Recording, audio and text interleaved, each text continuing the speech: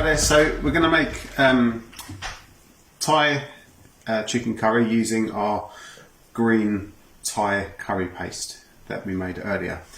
So this recipe I'm going to show you is for 6 people. I'm only going to make enough for 2, but I'll give you the ingredients and tell you the ingredients to make it for 6 people.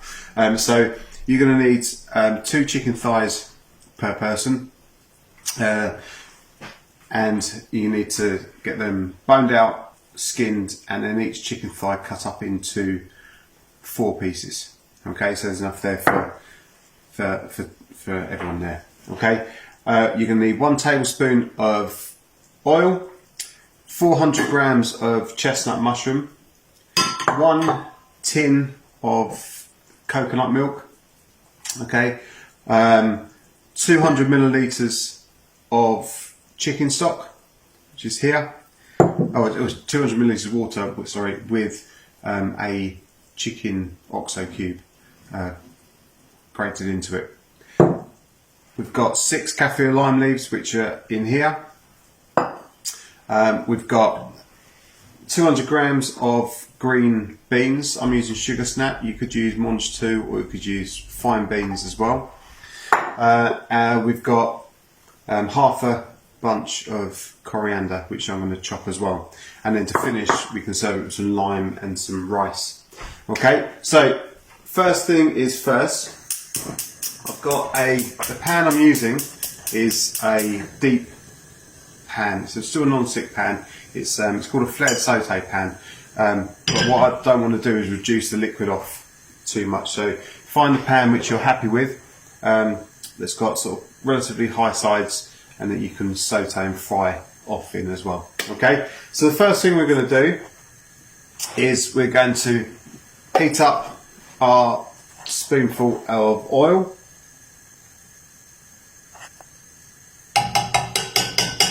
Okay, and we're going to get that nice and warm. It's horrible putting chicken into a cold pan, because you want to get a nice colour on it. So we're going to be frying this off so it gets nice and golden brown, and it's going to fry for round about sort of 6 or 7 minutes until it goes nice and brown. Okay, so get this nice and warm here. Also got a pan of water on for our rice, which I'll pop in a minute. I don't know if you see that, I'll just telling you what's on there. Okay, so I think we're just going to pop 1 bit of chicken in, and we'll see how that sounds. It's not quite there yet. We'll get a little bit hotter.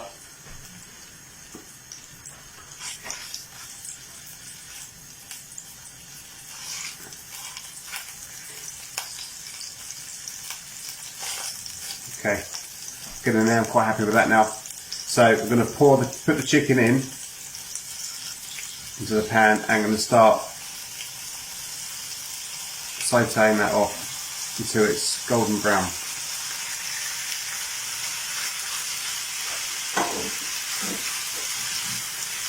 Okay, that's going to take round about 6-7 minutes, something like that, maybe a bit longer. So while that's happening, I'm just going to go on and prep some other bits and pieces. So I've got my mushrooms. I'm just going to trim the stalks up a little bit, don't want long stalks on, and I'm just going to cut those into quarters. So we're going to cut all our mushrooms into quarters. Like so. You can keep a little bit of stalk on if you want. Entirely up to you, personal preference.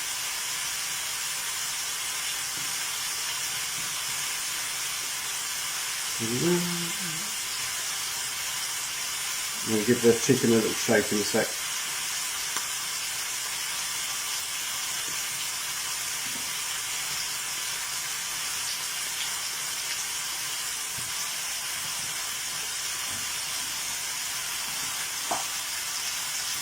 Okay, so that's that. Just going to give the chicken a little bit of a shake and a stir.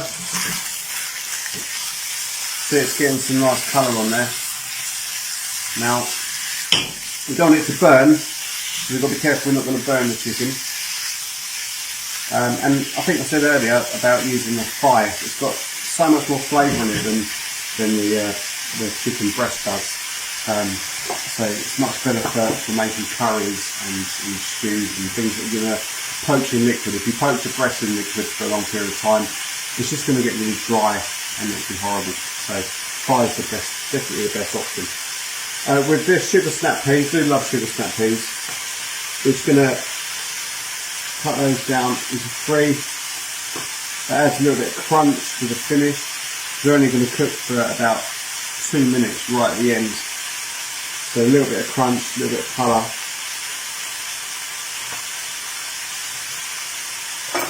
Okay. And then I'm just going to chop my coriander. Leave the stalks on and taste the coriander. Absolutely fine. Okay. So just going to chop that down.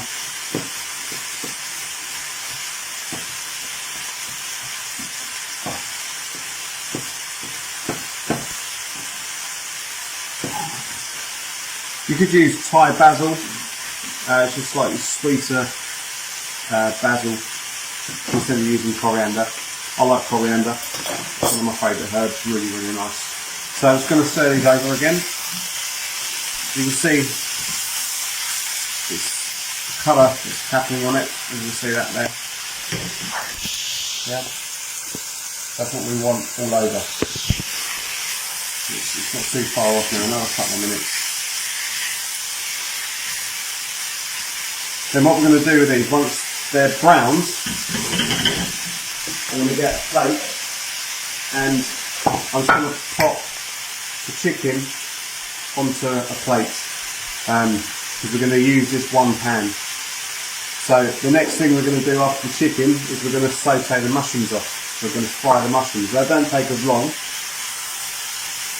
to cook as the chicken, literally about 2 or 3 minutes for the mushrooms. That's looking good.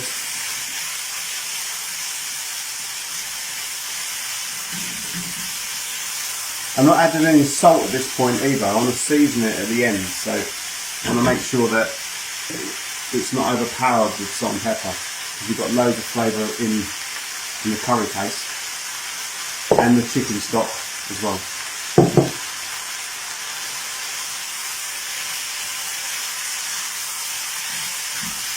Okay, I'm going to come back to it because this is a little bit boring watching this, so I'll come back to you when these are all golden brown. Maybe. We're going to carry on watching this. Okay, so we're back again. So I'm going to take the chicken out now. It's all nicely coloured. So I'm just going to take the chicken out, pop it on the plate to be able to use the pan. Okay, so you can see in the bottom of the pan, I'll just show you, you've got loads and loads of flavour. It's in the pan. So all that stuff, the caramelisation is stuck in the bottom of the pan. That's absolutely lovely. So I'm going to pop my mushrooms in now, and I'm just going to quickly cook those just for 2 or 3 minutes. So just while they're cooking, what they're going to do, mushrooms are a bit like sponges. So all that lovely chicken liquid and juice that's in the bottom of the pan, and the mushrooms are just going to suck all that in, and it's going to taste absolutely amazing. See that? I don't know if you can see in there, it's started to dried up the bottom of the pan, so there's no chicken liquid in there. So the mushrooms really started grabbing hold of it, which is really, really nice. So just while they're cooking, so a very good point just been made to me about where to find all these ingredients in if you're going shopping, if you're shopping in a supermarket. So kaffir lime leaves, they come in a little box like so. If you can get them sort of fresh as well from some wholesalers, but the dried ones, they're in with the herbs and spices aisle. The lemongrass, that's normally where the fresh herbs are, and the chilies are the same place as well, and the ginger. Galangal, you may find, I mentioned galangal earlier, you may find that in some supermarkets, but to be honest with you, it's quite normally quite a specialist thing. You might have to go to a specialist wholesaler to find galangal. Obviously coriander is in the herbs and spices section as well. So when you're going looking for all these ingredients, a lot of them are actually placed together. The chilies you can buy either as a bag of mixed chilies, or you can buy them as green or just red. And if you don't use them all, you can freeze them. Absolutely, yeah. We freeze chilies. We've got little pots of chilies. When we had the little chili trees, you're not going to go through the whole lot, so we ended up picking them all and freezing them. And again, it's like chilies are a bit like herbs. When you freeze them, they intensify in flavour. So I'll just break in the oven. Just keep the front off it. Never mind. Great. Super glue out later. So what happens is they get stronger with flavour. So you just be careful when you're taking them out of the freezer and using them. Okay. So these mushrooms, that's done. Perfect. Okay. So I'm just going to pop those onto the same plate as chicken, because they're going to go back into the pan. Oh, that's stuck a bit of chicken to one. Into the pan again when we make it. So I'm going to pop this out of the way. Just going to pop it over there. So the next thing to do, we need to reduce the heat slightly. So that was on full heat when I was cooking that. So I'm just reducing that down, probably about just over a third. So it's in the heat. Okay. So what we're going to do, I've got my curry paste. Now this is for 6 people, so I'm going to put in again 1/3 of this because I'm going to make it for 2. So that's about 1/3. Okay, so what we're doing is we're cooking out all of these ingredients. Now at the moment they're all raw. So in this bowl here they're raw. It's like when you're making using any kind of spices or herbs, with it combined together, things like ginger, garlic, especially chilies, things like that, and you've got raw shallot in there. So what you want to do is cook it out. So, and it ends up marrying and mellowing all the flavours together.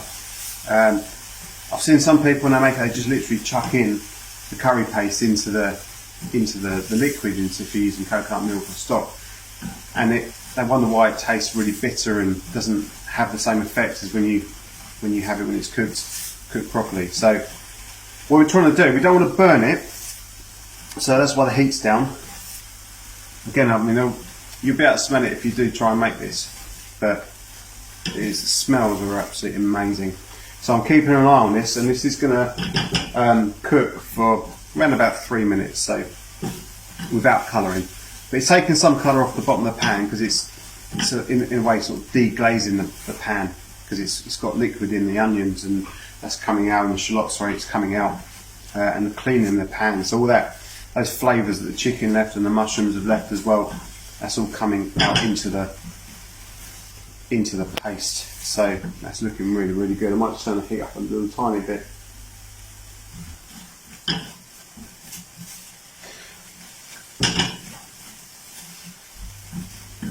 It smells lovely. It does smell nice, doesn't it? Quite, it's that, yeah. The ginger smells really, really good. It would smell a lot sweeter with the galangal was in it. It smells a lot sweeter, but as we don't have it, you're not going to get that smell. And the lime as well, you really smell the lime coming through. Okay, so the importance again, of getting everything done beforehand. So all we're doing is literally cooking, so all the prep, all the mise en place, technical word there, mise en place, to put in place, that's what we mean as if you're working as a chef. So you get it all in place, and then all you have to do is just grab it from wherever you put it, and then you can make the dishes. That's what you do, you're working in a restaurant, and if you say you go out for dinner, you've got very full restaurants, a la carte, everything's cooked to order. The only way that the guys in the kitchen can do it is because they've worked and got all their mise en place ready throughout the day, and it's made their life a lot simpler during service.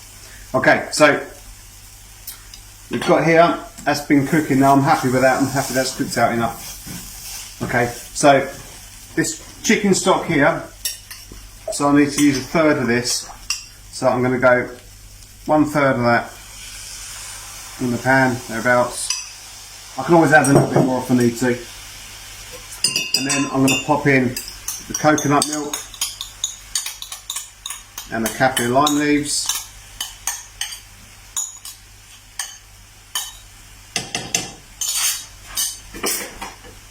And then, I don't know if you can see that,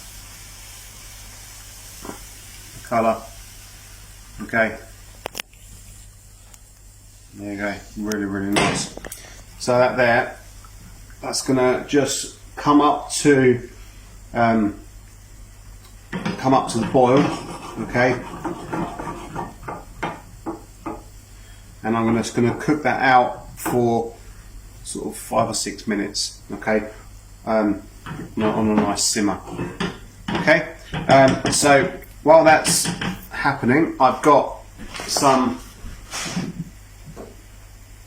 rice here that I've been soaking. So I'm just going to drain this off. So I've got some. I'm going to use some basmati rice. Okay, so I'm just going to strain this off. So I'm just soaking it quickly, and I'm going to drain it off. Why are you soaking it?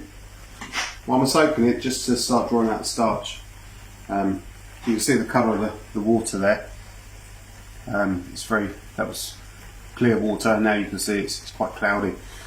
And when you end up cooking it, it can just all stick together. So we're just rinsing it through.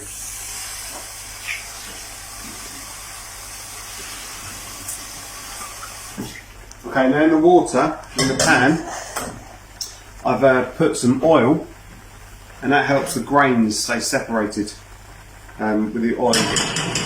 So I just keep an eye on my sauce there. I just turn that down again now, just on simmer. So I've added oil to the water, and that's going to keep the grains separated. And just going to pour that in. So I've got about double the amount of water I have to rice here. So it should absorb, the rice should absorb all the water, and then should just be able to fluff that up and serve it. If there's a little bit of excess on there, then it's absolutely fine. So just give that a quick mix. I'm just going to bring that up to the boil. Once it comes up to the boil, I'm just going to turn it right the way down and just keep it on a really, really, really low heat. Okay, don't want to cook it and boil it too much. So we've got here our curry paste. Now I'm quite happy with that, the way that's working. It smells lovely. So I'm going to add back into the pan now. I'm going to add my chicken, and see all the juices on the plate there as well. That's all going in as well. See them there? Yeah. So I'm going to add the mushrooms and the chicken into this, and that's going to cook for around about 8 minutes in the juices. Okay, and then after 8 minutes I'm going to add in the sugar snap peas for another 2 minutes, and then I'm going to finish it with the coriander and serve it with the rice. And that is a Thai green curry, really simply. So just going to let that cook, come up to boil and simmer for about 8 minutes, and I'll see you in 8 minutes. Hi there, welcome back. So this has been on for 6-7 minutes now, maybe a little bit longer, and I'm just going to double check because I think it's definitely cooked. So it's best way to check it is you lift a big bit out and then just cut it down, and if it looks like there's no pink in it, which there isn't, okay, then I'm happy that that is all ready. So our next step is we're going to add our sugar snaps. We're going to add those in, and they're going to cook for 2 minutes. Okay, my rice is done, so that's in the pan there as well. So I'm just going to cover those over, and that's going to add that lovely little crunch to it to finish. So just while they're cooking, so I'm going to set a timer quickly. Alexa, set timer for 2 minutes. Alexa, set timer for 2 minutes. Thank you. So it's lovely when Lex doesn't listen to you. So what we've got is, well, I have curry paste left over. And I'm going to freeze this down. So I'm going to divide this between 2 freezer bags. And you can, it's absolutely fine to freeze it. It will keep in the fridge for about 3 weeks fresh. So if you've got an airtight container and you don't use it all, you can keep it for 3 weeks roughly. But I'm quite happy to freeze this down. So I'm just going to divide this up between. Can you use any other meat Any other meat? in it? You could do a vegetable one. I mean, chicken is the best one to do. You could use lamb, I suppose, but they'll be quite fatty and quite strong in flavour. The chicken's quite subtle. Vegetable would be quite nice. So you could use some hard vegetables, something like squash or aubergine. Be lovely in it. Aubergine would really take on the flavours. What about fish? Fish would be lovely in it. Absolutely hard fish, sort of firm type fish like sea bass or brie, something along those lines. You can buy it in supermarkets with a fish called bassa or river cobbler, and that's a Vietnamese fish, and it's imported over, and it's quite a firm fillet. It's quite an affordable fish as well. So it works quite well. But yeah, you could use fish. Just obviously with the cooking, you'd make the sauce separately, and then I would literally, if you're using fish, just poach the fish in it for 5 or 6 minutes maximum if they're fillets. Or you could roast them off, maybe spread a bit of the curry paste over the top of the fish fillets, grill them or roast them through the oven so it's got a little bit of flavour on it.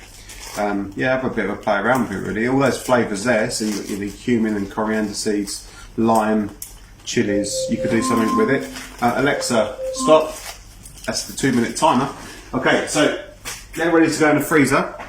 So what I'm going to do, I'm just going to pop in a good handful of coriander. Okay, and that will just give it another lift with a smell and a flavour. I don't know if can you see that how that looks? It looks pretty nice. It smells pretty cool as well. Very nice. Okay, and then we're just going to work on a little garnish to go with it. And I've got a spring onion. I'm just going to finely slice the spring onion. So just be careful with your fingers. Very finely slice it on an angle. Gives it a bit of texture as well.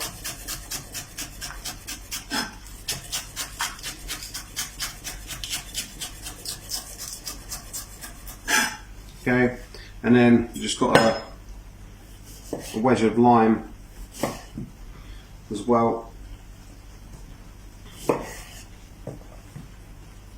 Just to finish it off, just give it a bit more of a tang. Okay, so you're going to follow me over this way. So I've got my rice, which is here.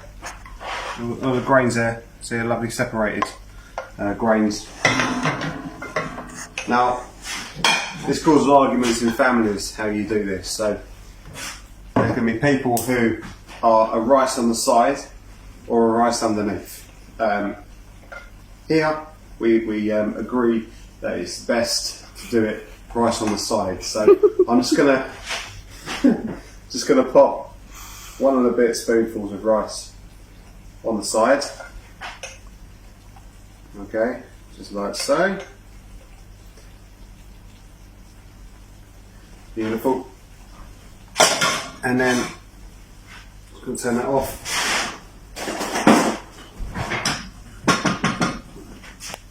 And we've got quite hot. Then I'm just going to spoon this. It's quite a generous portion, this, so you don't have to. You can probably feed 3. Probably get 3 portions from this. What I've just made, but.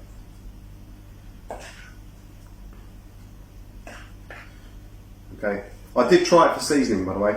I didn't show you that bit, but I did try it for seasoning while I was off camera, and it didn't need any extra. So, if it does, just put a few twists of salt and pepper in there. So it's got some nice spring onion over the top. Just adds a bit of texture and a bit more flavour. Finish with another little bit of coriander just on the top there, and your wedger lime, and then you've got the Thai chicken curry made by yourselves and fresh. Okay, give it a go, hope you enjoy it, and yeah, enjoy. See you later.